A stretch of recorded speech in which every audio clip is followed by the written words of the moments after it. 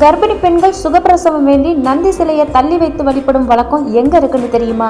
அதுதான் இளநகர்ல இருக்கிற உடையீஸ்வரர் கோவில். இந்த கோவில் எங்க இருக்கு அப்படின்னா காஞ்சிபுரம் மாவட்டத்திலிருந்து உத்திரமேரூர் வட்டத்துல இளநகர் அப்படின்ற இடத்துல இருக்கு. இந்த கோவிலோட இறைவன் உடையீஸ்வரர், இறைவி உமையம்மை, அப்படி இல்லைன்னா சுகப்பிரசவ நாயகி அப்படின்னு சொல்லுவாங்க.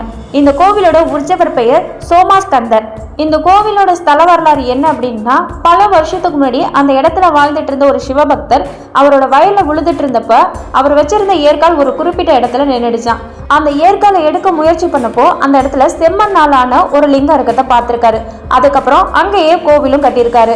மூலவருக்கு உடையீஸ்வரர் அப்படின்னு எதுக்காக பேர் வந்துச்சு அப்படின்னா, ஏற்கால் தடுத்து கிடைக்கப்பட்டதால மூலவருக்கு இந்த பெயர் வந்திருக்கு. தாமரை பீடத்துல காட்சி தரும் சுவாமி செம்மண்ணாலான லிங்கமா இருந்தாலும் கூட அபிஷேகம் பண்ணும்போது கரையாம இருக்கிறது ரொம்பவே அதிசயம். அது மட்டும் இல்லாம இந்த லிங்கத்துல ஏற்கால் பட்ட தடமும் இன்னும் இருக்கு. அதே மாதிரி லிங்கத்தோட மத்தியில இன்னொரு லிங்கம் இருக்கிற மாதிரி அமைப்பும் இருக்கு. உடையீஸ்வரர் கோவிலோட திருப்பணி அப்போ ஒரு நந்தி சிலை கிடைச்சிருக்கு. அந்த நந்தி சிலையை வச்சு அந்த கோவில வச்சு வழிபட துவங்கியிருக்காங்க. நிறைமாத கர்ப்பிணி ஒருத்தவங்க உடையீஸ்வரர் கோவில்ல இருக்க அம்பாள் உமையம்பிகையை வழிபட வந்தப்ப அங்க இருக்கிற நந்தி மேல சாஞ்சிருக்காங்க. அதுக்கப்புறம் நந்தி மெல்ல மெல்ல நகர ஆரம்பிச்சதால அவங்க தடுமாறி கீழே விழுந்து அதுல அவங்களுக்கு சுகப்பிரசவம் ஆகி ஆண் குழந்தை பிறந்திருக்கு.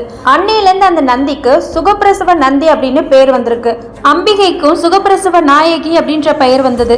கர்ப்பிணி பெண்கள் இந்த கோவிலுக்கு வந்து சுகப்பிரசவம் ஆகணும் அப்படின்னு வேண்டிட்டு இங்க இருக்கிற அம்பிகையை வழிபட்டு பிரசவ நந்தியை கொஞ்சம் தள்ளி வைப்பாங்களாம். அதுக்கப்புறம் அவங்க கூட போறவங்க நந்தியை பழைய நிலைக்கே திரும்ப வச்சிருவாங்களாம். இது மாதிரி நந்தியை தள்ளி வச்சு வழிபடுறதால சுகப்பிரசவம் ஆகும் அப்படிங்கிறது நம்பிக்கை.